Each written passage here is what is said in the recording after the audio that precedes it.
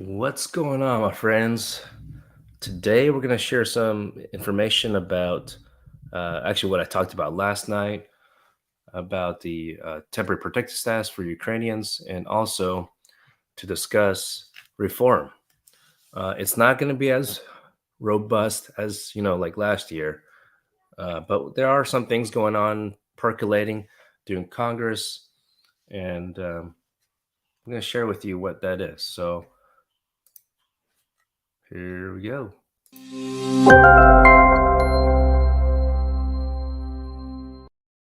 Friends, welcome to Green Card Guys TV. My name is John Ting, your host, and we are here to solve your immigration problems in all 50 states of America and all across the world. And let's see here. So we're here to answer any questions in the meantime, but also want to share with you what's going on with the Department of Homeland Security and Ukraine. So if you saw my quick live show last night, I talked about how the Department of Homeland Security had announced yesterday or the day before that they're designating Ukraine as a country for temporary protected status, which there's a handful of countries that have been designated in the past, for example, including El Salvador and Honduras and Haiti, and but Ukraine, it's I don't know if it's just for show, maybe to say they're just trying to help, but if you look closely, I don't have it up on the screen right now, but I'm going to share my screen for other items. It says that you have to have been here be basically before March 1st, 2022. So, um, yeah, pretty sure most Ukrainians that are fleeing uh, their country, unfortunately, are still in Ukraine or in those neighboring European countries. So, yeah, we'll see if the Department of Homeland Security updates it to be a little bit more expensive than just March 1st, 2022. I think that's pretty ridiculous. You know me here on this channel, we're calling out the politicians and telling the truth here. But yeah, I'm sure America does want to help, of course, but we can do a lot more as private citizens of the world. Okay, so check out my channel or my video from last night. Share some resources on the description box, and let us know. And by the way, for those watching, let us know where you're watching from. I think it's always interesting to see how far the YouTube channel has reached over the past couple years. And yeah, drop in some questions in the meantime. Meanwhile, I'm going to share my screen and let you know some reform updates. I know a couple weeks ago I talked about the House of Representatives bill, America Competes Act. Actually, I shared about a couple different ones, but yeah, American Competes Act that's sponsored by the main sponsor is Eddie Bernice Johnson from Dallas, actually. And so before I zoom in, you can see here on the right side, co-sponsors, 101. That says a lot, okay? Because some bills, as you can see in a second, there's not so many. And when you have a lot of co-sponsors like that, you're more likely to pass at least that body of Congress. Okay, so this is from the House because Eddie Bernice Johnson is a representative. She's actually retiring after after this year, after this term. Uh, so let's see here. So I want to share that. Okay, so here the latest development on that one is let's see here. Okay, yeah, passed the House, right? So now it's going to the Senate. That's next. Here it goes. It's in the Senate right now. Just a couple days ago, February 28, 2022, they just read the proposal for the second time. They just go through this process where they have to read it, quote unquote, verify it, and then of course internally they have discussions. So that's pretty good. 101 co-sponsors because you don't have to have people to agree or vote yay to be a co-sponsor. So the fact that there was a lot of support in the beginning is great, or throughout the time, because I want to show you another one that Dignidad Act, the Dignity Act. See the play on words there that Representative Maria Salazar out of Florida did, the Republican. I also released a video about that a couple weeks ago, and talking about the Dignity Act. their redemption period. I think it's all a bunch of BS. Because it's not like you did something wrong. I mean, yes, maybe they can say civil immigration violation, but it makes it seem like there's all these terminology they use, like alien, back in the day. That make it seem like you've immigrants have done something wrong. In fact, immigrants have done a lot to help America, especially as essential workers. So as you can see here, there's only 7 co-sponsors. I mean, I'm glad that she's trying, right? She's trying. She might, from what I've seen, she might be the only Republican that's making some kind of effort at immigration reform. But it's just it's kind of sad, right? Wow, I'm surprised. There's even Pete Sessions out of Texas here. Pete Sessions actually lost his seat a couple terms ago, and unfortunately, he actually moved so that he could get elected in a different location. Talk about that, right? In the same state. So, politicians. Yeah. Anyways, I hope he does good work then, but we'll see. People take it for granted. So here's my point here, friends. What is that you need to contact your elected official? Okay, you need to let them know what you think. The best way is calling. Okay, I'm not talking about let them know what you think, like yelling at them. Just have a peaceful conversation. Let them know you care about immigration reform, and why you care about it. Don't just mention it because yourself, right? Maybe a family member, a neighbor, and also if you don't want to call, you don't have the time for it, but you prefer maybe email or a letter, that's fine too. We have resources on our website. We have a script available. Just go to our website, greencardguys.com. We do believe there is power in numbers, okay? And they're not so. From my understanding, no, they don't. They haven't asked me before when I call in, what is your legal immigration status? They don't ask that, but they do ask, do you live in this district, or are you a constituent? Essentially, are you a voter? Of course, you don't. If you're an immigrant, or even if you're a resident, you cannot vote in the United States. That is a benefit only for people who have naturalized or has become a U.S. citizen or born in America as a U.S. citizen. Okay, so you want to be careful of that. Which, by the way, side tip is that if you go to the Department of Public Safety, or DMV, for renewing your driver license, and a clerk asks you if you like to register to vote and you're a resident, don't do it. Or even you have DACA or TPS, don't do it, please. You might think that this person has authority, but they don't. They don't know anything about immigration law. Just so don't fall for that trap, even if it's an unintentional trap by these DPS clerks. Um, I do see a question. Hi there.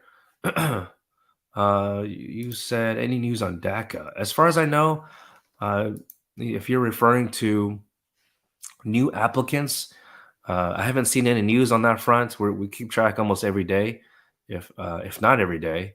But yeah, I haven't seen any news for new applicants. But we'll certainly update you as soon as we can. Even if it's not a live show, we'll post it on our social media accounts, even on YouTube. Okay, so let's see here. The other thing I want to share with you, my friends. Well, before actually, if you're new to our channel, friends, you want to go ahead and click subscribe down below. And uh, what we offer is a free 15-minute preliminary discussion. Some people call it consultation, but we're here to see if there's any options available to you. You might think that, we've had some calls where some people think that they're not eligible for something, but then it turns out that they are. So after we do more asking more questions as a follow up, because there are scenarios or visa types that just most people are not aware of, such as U visa, VAWA, Violence Against Women Act. Some people believe it's only for women, even because women's in the name of it, but it's actually for men as well. And some people think that it has to be physical abuse, but no, it can be including emotional and psychological abuse as well. So let's see here. But anyways, so we do offer, it's free if you stay all the way to the end of the show, because we'll share the secret code. So we should be wrapping up in about 5 minutes, just because I have we have several meetings later today. But let's see. I want to share my screen again because I want to show you the other bill. Okay. So again, the one I just spoke about was from Maria Salazar out of Florida. Check out my video about that one. And then here's one by Senator out of California, Alex Padilla. Okay, and this is called Protecting Children of Long-Term Visa Holders Act of 2021. Now, without having going into the details of the bill, what I believe this is, because I'm pretty sure I read something similar. Well, actually, this was from last year, but there's an update. Okay, it says latest action September 15th, 2021 is read twice in the committee, Judiciary Committee. Okay, but essentially these are for folks, scrolling down here, it provides resident status, aka green card, to certain college graduates who enter the U.S. Anytime they say certain, that essentially means that you have to meet requirements. It's just not automatic for all college graduates. Anyway, who enter the U.S. as children and addresses other immigration-related issues. So what's going on here? There's a couple, and by the way, it has 7 co-sponsors up here on this tab. So not that many, but this is one I briefly mentioned last year that it does have a couple Republicans here from Iowa. Ooh, that's surprising. They're pretty conservative up there. Um, at least the politicians. It's a swing state. And then also Kentucky, Rand Paul. So anyways, so this proposal, okay, this is to help children who entered, or college graduates who entered as children, and really to cover the gap for those who thought they could have qualified for DACA and then just did not. Because, for example, the age cutoff time when President Obama created DACA originally was the age 31. And then you also had to show that you entered America in June 2007. So it was pretty restrictive on that front. But there's only so much that a president could have done. They couldn't make it too expansive, right, when it's through the executive branch only. So if that makes any sense for y'all. I see a question. Thank you very much for your question. In regards to DACA, do I think DACA holders will get green cards? How likely is that to happen? Well, here's JT's take. All right, so about reform. We were all excited last year, 2021, because we have a new president. And internally, I know that a lot of things have to happen before a proposal, a bill, gets to the next stage. Okay, there's many stages. There's the committee level, then you go to the House or the Senate, and then go vice versa. And there's a lot of internal discussions. The obvious answer is yes, it should be included. DACA holders should be included. Okay, because most DACA holders were essentially forced to come here by your parents. You didn't ask to come, right? So and you've been here a long time. You've been contributing to America economy. The logical answer is yes. Y'all should be included for reform. If any group, y'all should be the first group of immigrant workers, just people in general, even if you're not working. But that's just my take. Okay, that's JT's take. But do I believe it will happen? Yes. Yes and no, but I say yes because our very own senator out of Texas, his name is slipping my mind now. Oh, John Cornyn, at some point last year said that he wants to help DACA holders, dreamers. Well, where are you at, John Cornyn? If you're in Texas, let John Cornyn know. Follow up with what you said. I do remember he said this very clearly. And so we need to call out our elected officials, even if you're not a U.S. citizen, okay? That if you're not able to vote. I know a lot of immigrant advocates have been going out there really since at least ever since President Obama was president, because everyone thought when a Democrat president is elected, oh yeah, they're going to do it. They're going to do it this time. it's not so easy, right? We need to keep pushing. We need to keep, of course, when I say push, of course, verbally encouraging, politely encouraging in some way, even with a microphone, megaphone if you have to. But, you got to tell them what you want because if you don't, you're just going to let the lobbyists control the playing field, okay? And it won't be an even playing field. So if you've noticed anything in the past 20 years with immigrant advocates about immigration, things get done, especially when it was I recall under President Obama's administration, because there were a lot of young folks and really any age, a lot of dreamers, especially though, advocating for some kind of DACA version of DACA. Of course, they wanted some DACA holders wanted something more than that, a green card.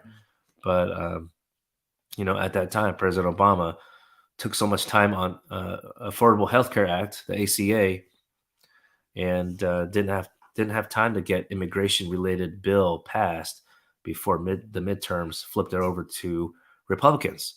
And so that's what I fear, my friends, that this November 2022, that the power of Congress might flip back over to Republicans. So if anything is going to pass this year, it has to be before the midterms, okay? It really has to. Otherwise, this is going to be a slight repeat of President Obama, unfortunately. And I know people are quick to blame Biden. I wouldn't always necessarily just put it on President Biden. Democrats in general have to put some pressure, not just on the moderate Democrats, the senator from West Virginia, okay, but also the senator out of Arizona. But most importantly, put pressure on Republicans. Have you noticed the media has not really, or Democrats have not really put any pressure on Republicans, at least externally, publicly? And here's the deal, my friends. If you go and look back at the,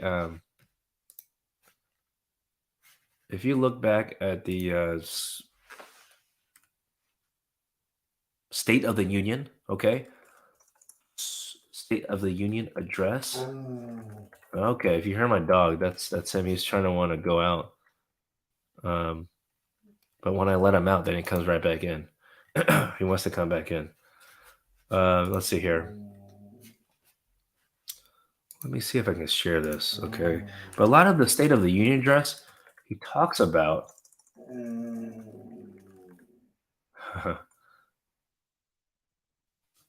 I'm trying to get rid of this video, but it won't.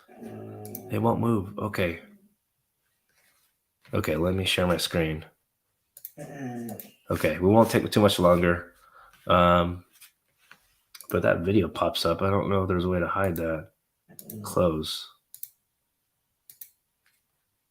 Close. Okay, it won't move. But I just control find immigration in his State of the Union address, and the first thing that pops up is immigration judges. They need to hire. Yes, I agree with that. But so what I'm trying to say is the takeaway here in his union address is that State of Union address is that when he talked about immigration, it was more about enforcement. Did you notice that? You got to read between the lines here. Actually, it's pretty direct in my opinion. He didn't talk so much about reform. I mean, he did mention it slightly. He talked about temporary status, but if you look closely, okay, my friends, it's about enforcement. And it's immigration. The word immigration only pops up 3 times. Okay. So, and of course, he talked a lot about the economy, COVID-19. I guess a lot of us are getting tired of COVID-19, but it's here. We got to deal with it. And also about Ukraine and Russia. I get it.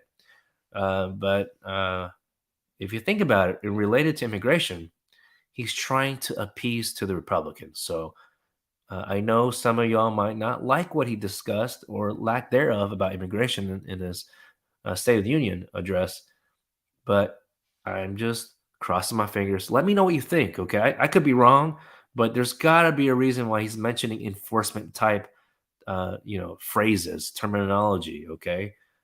So yeah, immigration judges. He talks about he talks about reform. He talks about how immigrants, essential workers, help the economy. That's the obvious thing, but clearly Republicans don't care about that. even though they say they care about business. See, the first one he talked about, if we are to advance liberty and justice, we need to secure our border and fix the immigration system. Secure the border is a key phrase, my friends. So that they all want to talk about. Okay. So here I want to share the secret code. I went a little longer than I wanted to. So here it is. So here's a secret code that you can access and unlock the free 15 minutes, my friends. And we're here to just point you in the right direction. There's definitely no obligation to sign up with us or anything. Just want to make sure that you have the proper information available to you so you can make an educated decision. Okay. But until, let's see, I got another question. Uh, I got this question. How long does it take a first time DACA applicants to get DACA status after filing? Well, that's the thing. It's on hold, okay, for the first timers. If you had already filed right around the time that the lawsuit happened, I think it was filed by Texas. I believe it's on hold. I don't. They're not going to make a decision until further notice. But if we have information about it, we'll certainly share with you. But in the meantime, friends, if you if you have any questions or just want to yeah, give us a call, fill out or answer our form down below. Okay, it leads you to our website, and you're welcome to self schedule. Okay, and use the secret code. All right, friends, thank you so much. And if you enjoyed the content, please smash the like button. Take care.